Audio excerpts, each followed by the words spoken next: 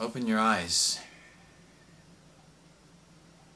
When I lived in California, a friend of mine took me to charity events when his girlfriend didn't want to go, and yeah, there were celebrities there at times, and that was cool, and many of them were very nice, down-to-earth people, actually, that I talked to. And if you want to have a private conversation, you know, about stuff later, I can do that, but the point that I want to make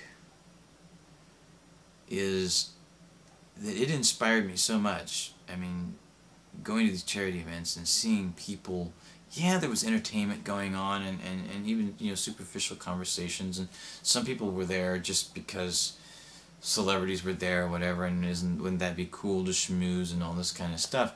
But there were also people who were passionate about the causes, you know, helping the homeless youth on the streets of Hollywood, and the pediatric AIDS patients, and cancer patients, and homeless.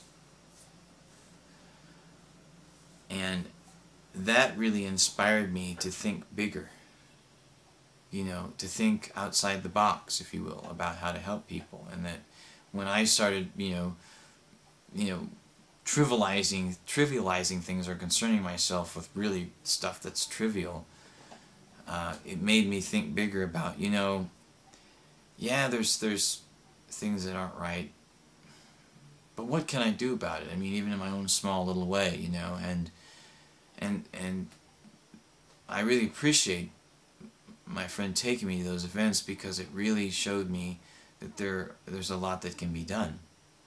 Again, there's people who are taken advantage of too when they offer their services. Don't forget that part of it. You can get taken advantage of too much because you're a caring, charitable person.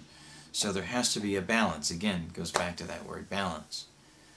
But I would go downtown. If you're going downtown anyway, go to the LA Mission. You don't have to be a member of the Catholic Church, as far as I know, to donate your time there. And it's a very personally rewarding thing that's one of those private experiences you can keep to yourself, and then there's other parts of it that you can share with others to encourage them to get involved. That's a way to feel like that there's actually some way to connect with people, and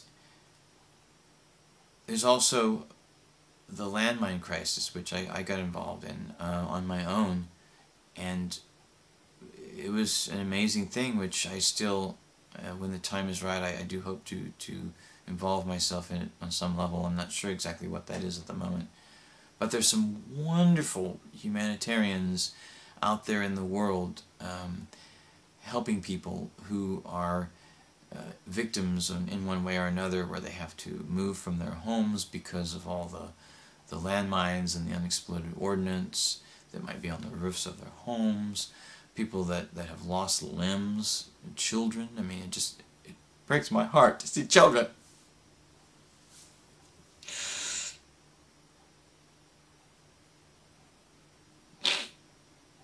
Anyway.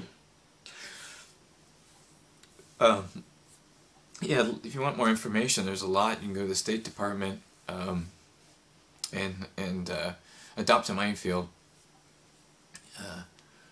Landmines.org, and you can begin to connect with people on a much deeper level who are they're more deeply connected, and maybe you won't hear about them you know, in the media, but they're out there doing great stuff, and it's very comforting and assuring and exciting to connect with that.